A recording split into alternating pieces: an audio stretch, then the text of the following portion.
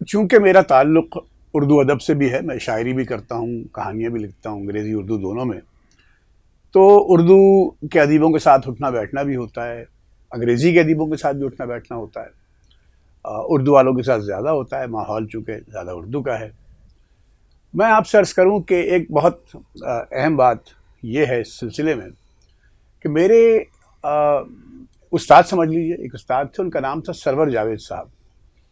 آ، میری جو ایک کتاب چھپی ہے اردو شاعری کی، وہ انہی کے کہنے پہ میں نے چھپوائی۔ میں پریس کلب آیا کرتے تھے، ہماری دوستی ہو گئی، تو میں اپنی جو تک بندی ہوتی تھی میری، میں کوئی دعویٰ نہیں کرتا کسی بھی طرح کی شاعری کا، لیکن میں ان کو چھیڑ چھاڑ میں کہ میرے بھی سنیں غزل اور میری بھی نظم سنیں۔ تو ایک دن کہنے لگے میاں تم چھپواتے کیوں نہیں اپنا کلام؟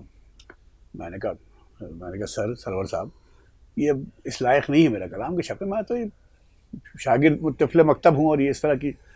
تو کہنے لگے بھائی، یہ جو شعر اپنا سفر خود طے کرتا ہے، تم طے نہیں کرو کہ تمہارا شعر اچھا ہے برا ہے کام کا ہے ناکام ہے، شعر اپنا سفر خود طے کرتا ہے، تو تم اسے چھپواؤ۔ انہوں انکریج کیا، انہوں نے مجھے بہت انکریج کیا، اور ان کے کہنے پہ میں نے ان سے تھوڑی سی اصلاح بھی لی، اور پھر میں نے اپنا وہ کلام چھپوایا، اور میری کتاب کا نام ہے وقت۔ لیکن اس طرح کے بزرگ اردو ادیبوں میں بہت کم ہوتے ہیں، جو میں اس وقت ظاہر نوجوان تھا جب کی بات بتا رہا ہوں، آج سے 8-10 سال پہلے کی، یا اس سے بھی پہلے کی۔ تو اس طرح کے جو اردو والوں کے ہاں یہ بڑا میں نے دیکھا ہے کہ جو اردو کے ادیب ہوتے ہیں، ہمارے جو یعنی پاکستانی ادیبوں کے اندر بہت مشکل سے نوجوانوں کی تعریف، ہم اثروں کی تعریف تو بالکل بھی نہیں کرتے، لیکن نوجوانوں کی بھی بہت۔ سرور جاوید صاحب ایک ایسے آدمی تھے جو نام لے کے، بلکہ وہ اپنے ہم اثروں کا ذکر نہیں کرتے تھے، نوجوانوں کا ذکر کرتے تھے کہ بھائی تم نے اس کو پڑھا، تم نے اس کا شعر سنا، کیا اچھا شعر فلانے کا۔ میں نام دانستہ نہیں لے رہا ہوں ان لوگوں کے جن کے وہ نام لیا کرتے تھے میرے سامنے، نوجوان شاعروں کے، اور بہت انکریج کرتے تھے۔ افتخار عارف صاحب میں بھی یہ بات ہے کہ کوئی اچھا شعر ہوتا ہے کسی نوجوان کا تو وہ اسے کوٹ کرتے ہیں، اور اسے اس کی بلکہ وہ پڑھتے ہیں اس کا شعر کہ یار یہ اتنا اچھا شعر ہے، لیکن یہ بہت کم ہوتا ہے۔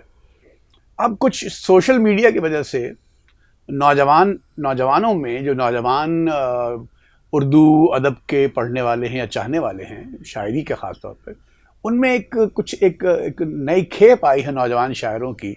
جیسے ہندوستان میں ایک لڑکی ہے، بہت اچھی لگتی ہے شاعری اس کی، ہمانشی بابرا، بہت اچھا شعر کہتی ہے میرے خیال میں۔ ظاہر ہے وہ جس عمر میں ہے وہ اسی طرح کے شعر کہتی ہے، تو وہ لیکن اس حساب سے اچھے شعر ہیں۔ جیسے جیسے وقت آگے جائے گا، تجربہ اور ہوگا، ریاضت اور ہوگی، تو مزید کچھ ڈائمنشن آئیں گے شاعری کے۔ اسی طرح پاکستان میں کچھ نوجوان بہت مقبول ہیں جو مشاعروں کے شاعر ہیں، ان کو ہر مشاعرے میں بلایا جاتا ہے۔ میں نام پھر جانستہ نہیں لے رہا ہوں، اور کیونکہ ہم بھی دوستوں جو بیٹھتے ہیں بہت یعنی برا بھلا کہتے ہیں کہ بتاؤ کیسا شعر کہا اس نے، اور یہ آدمی مقبول ہو گیا اور یہ لاکھوں روپے کما رہا ہے مشاعرے سے، اور یہ وہ۔ لیکن سچ یہ ہے کہ ہمیں انکریج کرنا چاہیے۔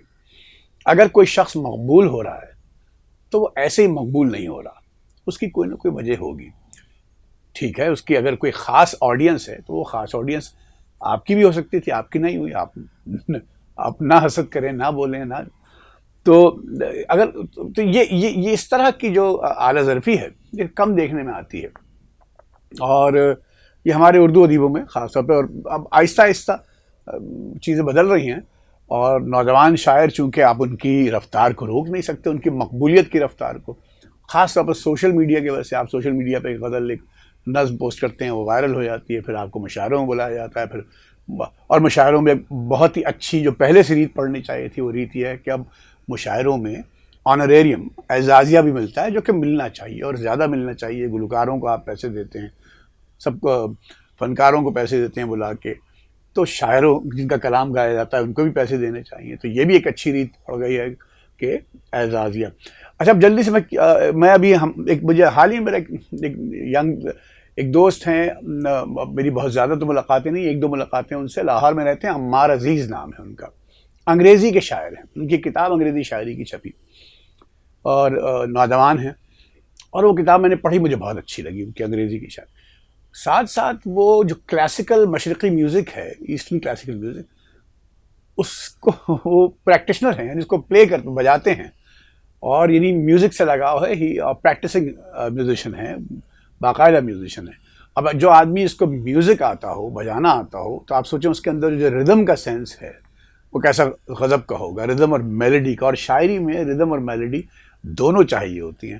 ابھی عمار نے تھوڑی دیر پہلے، میں جب اسٹوڈیو میں آ رہا تھا، نیچے میں چائے پی رہا تھا، تو انہوں نے اپنی ایک اردو کی غزل بھیجی مجھے، اور میں خوشگوار حیرت ہوئی مجھے کہ بھئی یہ تو انگریزی کے شاعر ہیں لیکن اردو کی غزل بھی بھیجی. میں تو وہ سنا کے اس قسط کا اختتام کرتا ہوں، ختم کرتا ہوں اس قسط کو. تو یہ عمار عزیز نام ہے ان کا، لاہور میں رہتے ہیں. میری ابھی کراچی لٹریچر فیسٹیول میں ان سے 2-1 ملاقاتیں رہیں، بہت اچھی ملاقاتیں رہیں. بہت پرانی دوستی نہیں ہے، ایک تازہ تازہ دوستی ہے. But he is very talented. مطلب ایک تو میوزک سے لگاؤ، انگریزی میں شاعری کرنا، پھر دوسرا ہاں ایک چیز اور، یہ عمار کی خاص بات جو مجھے اچھی لگی، میں ان کے سوشل میڈیا کو فالو کرتا ہوں، دیکھتا ہوں، مظلوموں کے لیے آواز اٹھانا. یہ بہت ضروری ہوتا ہے.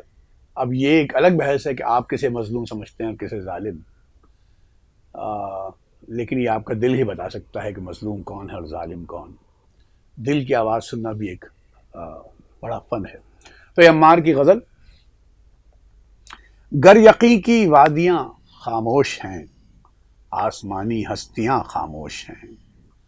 کون سا آسیب ہے اس شہر میں، کچھ تو ہے سب بیٹیاں خاموش ہیں. کچھ تو ہے سب بیٹیاں خاموش ہیں، بس مقدس شور ہے اب ذہن میں، اب گماں کی بستیاں خاموش ہیں. اور خستگی کا ہم سے کیا شکوا کہ اب، خستگی کا ہم سے کیا شکوا کہ اب، لاابالی لڑکیاں خاموش ہیں. شکریہ.